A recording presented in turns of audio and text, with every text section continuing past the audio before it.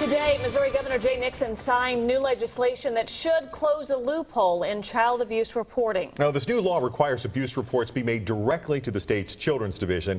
Meanwhile, one local mother says other gaps in Missouri's child protection system failed both her and her 4-year-old son, who died last fall. 41 Action News investigator Melissa Yeager has tonight's exclusive interview. Well, Krista and Mark, a medical examiner recently testified in court that Lucas Webb had dozens of bruises and cuts all over his body, internal damage, and injuries that were weeks old. His mother wants to know why, despite several hotline calls, a doctor never examined him.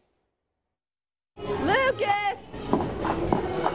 Watching memories of happier times on her cell phone, the hurt over losing her son is still raw for Brooke Barnes. He was a great kid. I couldn't have asked for a better kid. And boy, did he, he hung on every word I said. If I said the sky was purple, the sky was purple. It's hard because he loved me, and I know he loved me, and I know that he was hurt. Brooke is no stranger to social services, having had 2 calls on herself, and later social services removed Lucas due to concerns about a boyfriend in the home. But she believes the system that should have protected Lucas failed him. He came home with bruises all over him. These are some of the pictures Brooke took of what she saw.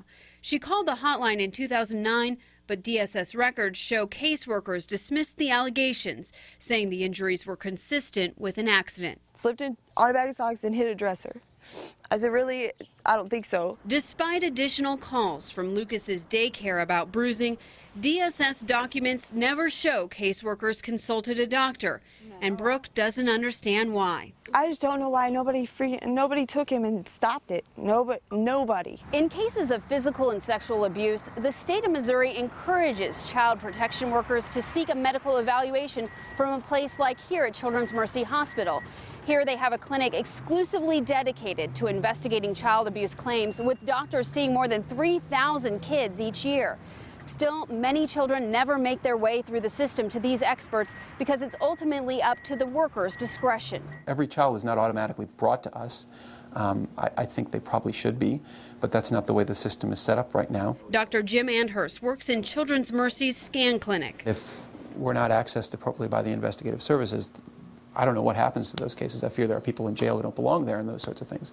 Conversely, if, in other cases, I think kids are returned home and the abuse continues. Having seen other cases like Lucas's, Dr. Andhurst started noticing some investigators didn't have the medical knowledge to know if something really was an accident. So he created an app for smartphones and tablets. Investigators put in the child's injury. For instance, if a child fractures their femur, it shows the different ways that a femur fracture can happen. And the app shows them how the injury likely happened. A buccal fracture of the femur occurs when a compressive force is applied to the bone.